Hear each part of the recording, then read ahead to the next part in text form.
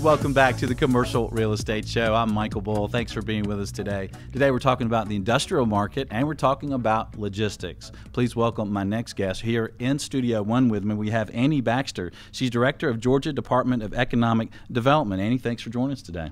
Thanks for having me. We also have Page Siplon. He's Program Director at the Georgia Centers of Innovation, and I would call him a logistics expert. Thanks for having me, Michael. Yeah, thanks for being with us. You know, we've just heard from Ryan Severino how hot the industrial market has really become, and in part from online sales and the quick delivery of products to the consumers all over the country. Let's put the importance of logistics in perspective here. How much of the cost of consumer goods is related to the cost to move the goods around? Sure. Logistics has always been a big bottom line factor for supply chain and for consumers that are moving products to their customers.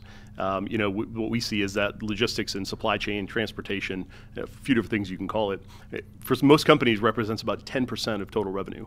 So every 10 cents out of the dollar goes towards some sort of logistics function.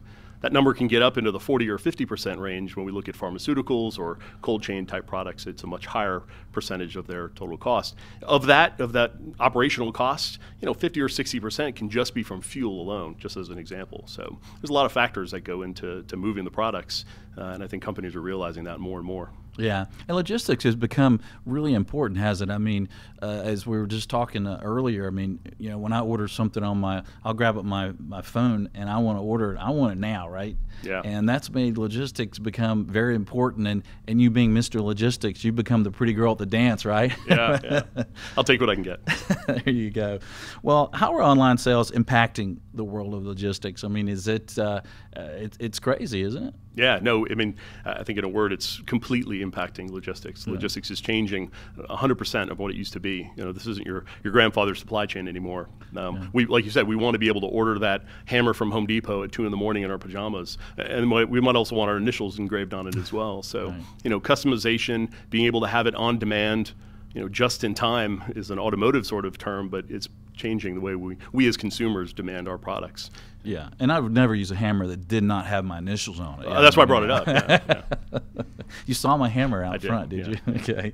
And what about the speed of this delivery? It seems like 2 or 3 day delivery is not what people want anymore, right? People want it now. Yeah, it's really speeding up. We see Walmart and Amazon start talking about predictive logistics, where they sort of analyze all the information and big data they collect on us and be able to predict what we're going to order. If we order a hammer, we think you're going to order nails, but it's a lot more complicated than that. So, yeah. But it's getting faster and faster. Same day delivery, and the list goes on. Well, they better stock up with their hammers with MB written on them. There you go. Okay. And is this demand for the mega-sized facilities still growing? I mean, we hear these major deals over 1 million square feet. Is this still growing? Is there still going to be more needs for those kind of facilities, Annie? I say yes, and in particularly due to e-commerce. Jones Lang LaSalle estimates that 30% of the industrial big box demand is due to e-commerce and fulfillment right now. So you're certainly continuing to see that growth. Yeah. And those facilities are just larger. I mean, you think about the e-fulfillment handles a very large number of SKUs. A Walmart e-fulfillment center might have 100,000 SKUs. That can be almost triple the amount of products you'll find in a regular store. A SKU being an individual, barcode type item. Yeah. And they got to be able to have that wider array of things. It just takes more space and a lot more people to move it. Yeah. And you help a lot of these companies with site selection. And when you're building a building that's over 1 million square feet, especially these types of centers, because you need more parking and more truck courts, you need a big flat piece of land. Are these companies having trouble finding properties that are suitable in the locations where they want to be? I think what we're finding is that the need to be close to population centers has driven developers to have to look at being creative and doing more adaptive reuse and redevelopment and infill.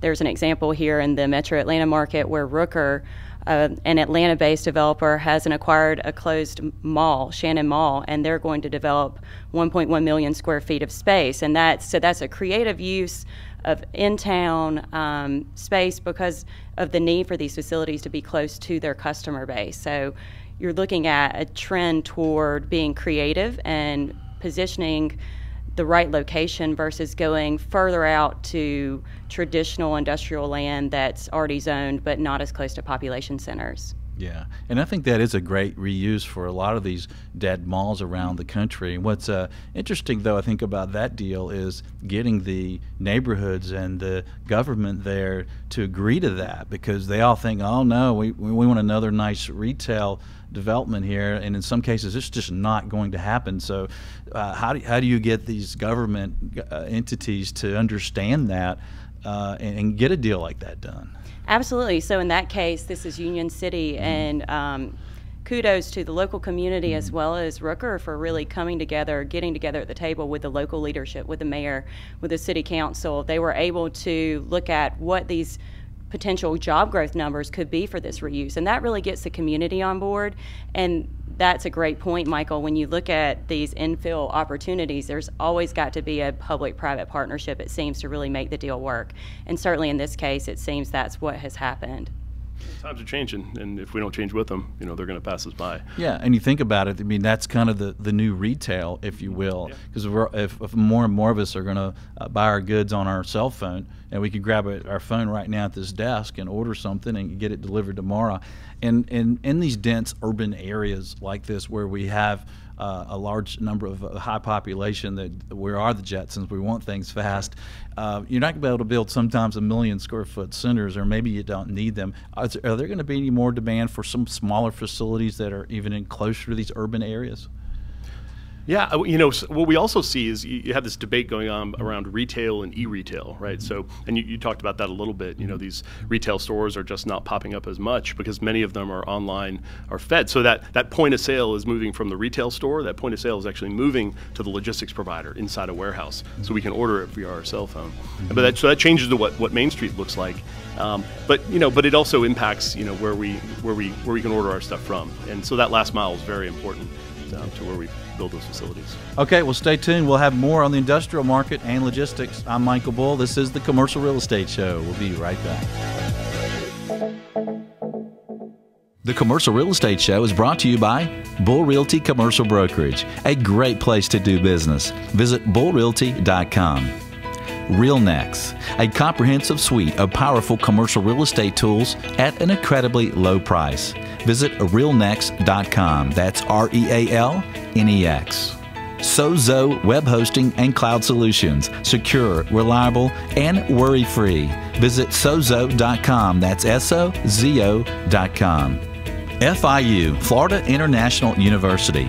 Earn your master's in real estate online in as little as 10 months. Visit FIUonline.com.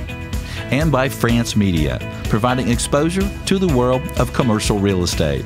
Visit francemediainc.com. For more information on these great companies, or for additional podcasts, videos, or blogs, visit creshow.com.